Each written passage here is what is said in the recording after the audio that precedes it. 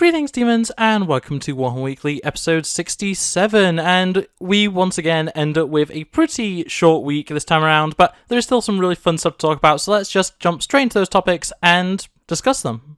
Not the leader of a cult, RabbitWithAxe. And starting off with something that I think is a little bit dumb to talk about, really, because, this isn't a toy channel, but I do quite enjoy discussing this sort of stuff, and that is the second wave of Tomy plushes, and yeah, we've seen, obviously, the Nurgling and stuff like that in the past from Tomy. Some very cute, to say the least, plushies. And this time, for the second wave, we have an absolutely excellent selection here. So we have, starting off with a Watcher in the Dark. And this guy is obviously the classic little cloaked guy. He's got his little green boots on. And he is, of course, holding a Dark Angel's helm, which, pretty classic look for them. And yeah, I really like the actual design for the Space Marine helmet. It's comically undersized, but I mean, what isn't in Warhammer? Otherwise, we also have a Ripper Swarm, which this guy's great. You know me, if you watch the channel for other videos, you know that Harry the head crab is part of my channel. And yeah, Ripper Swarms are very much head crab coded. They're very much similar to something like a facehugger or something. So yeah, very much up my alley, and with my growing love of Tyranids, thanks to 10th edition, and of course my adoration of Genestealers, yeah, definitely one that I'm interested in. And he just looks so cute. Look at his little sharp pointy teeth, his little tongue sticking out, the chitin around his head, like just so many little fun little things. I really do enjoy looking at that, which is really cool. And I mentioned the old Nurgling, the previous Nurgling.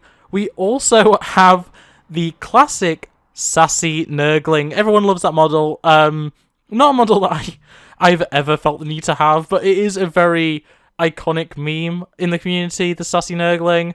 And yeah, to have that represented in a plush, very cool. Now, once again, just like with the first Nurgling we got, you can have a cute, friendly, disease demon. It's great. But yeah, I love Nurglings. The sassy Nurgling's a great one. And once again, the chibi styling, the little cutesy styling of the Space Marine helmet that he's wearing, very cool. And next up, we have the only one that was revealed as part of this for AOS. There is actually another one I'll get into in just a moment. But yeah, I don't actually know what this is in terms of, I don't know where it's from, other than it's AOS. But the Purple Son of Shyish, which I assume is a spell in AOS. I don't actually know at all. But yeah, it's a purple spiked ball with a skull on it. It looks cool.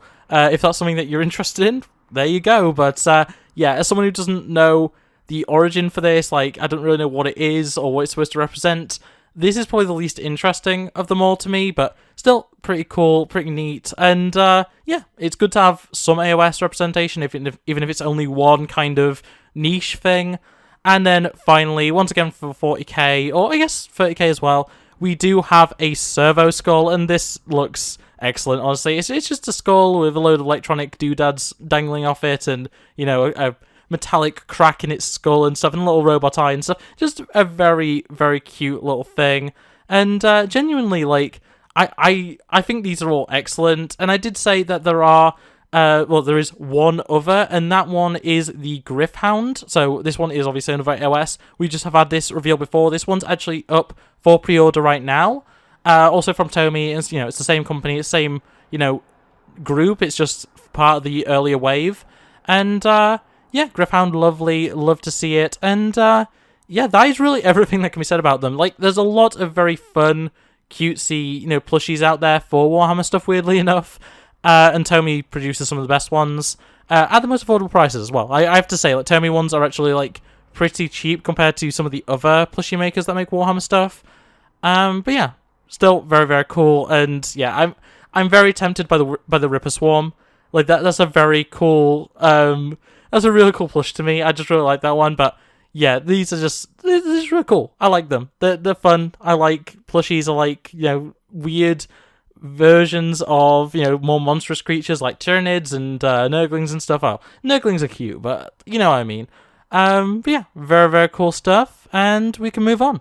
And we have the only actual model reveal for this week, and once again, just like it has been for a little while last few weeks, we have a Necromunda reveal, the Malstrain Coalescence, and this of course is another new Genestealer unit, specifically for Necromunda, though I'm pretty certain you could either run this as something else within your Genestealer army or your Tyrannid army, or you could just, use the rules from Necromunda and convert them slightly, because I know Necromunda rules are different, like considerably, don't get me wrong, but you can use some of the stats on there to make, pretty believable 40k stats for it, and yeah, in general, this thing is grotesque and ugly, and I love it. Honestly, Genestealer stuff is always great, and this guy just turns it up to 11, like, the tentacles coming through the mouth, like, just the limbs everywhere, the chitin across the top, like, there's so much cool stuff going on here. I wish we could see more angles, because there's a lot going on here, and I feel like I want to see more of it, but yeah, it just definitely an interesting, well, this isn't the title, grotesque thing. It's very interesting, very, very cool, and yeah, just like with most of these Necromunda models, definitely something that I'll be looking into getting, but yeah, it just very much fun model. A little flying guy for your Genestealers, covered in tentacles as they should be, and yeah, in general, just a very, very fun model. There's not much else to say about it. Unfortunately, like, the more Genestealer stuff comes out, the more I'm just repeating myself. But yeah, very, very happy with this, and in general, looking forward to just getting more Genestealer stuff, even if it is from Necromunda. But yeah, that is all I'm going to say about it. It's a very short topic, but yeah, still very fun. And that leaves us with our final topic for the week, the Rumour Engine for the 18th of June 2024. And I keep doing this every once in a while, but can we have something for Raven God, please? This looks like a robotic Talon. This is a bird leg, but is robotic. Can it please be something to do with anything to do with Raven God at all? I'll take anything. I'm not like, I don't require Corvus Corax right now, like, especially because I know he needs to be a demon bird, not a robot bird, but yeah, just give me something for Raven God.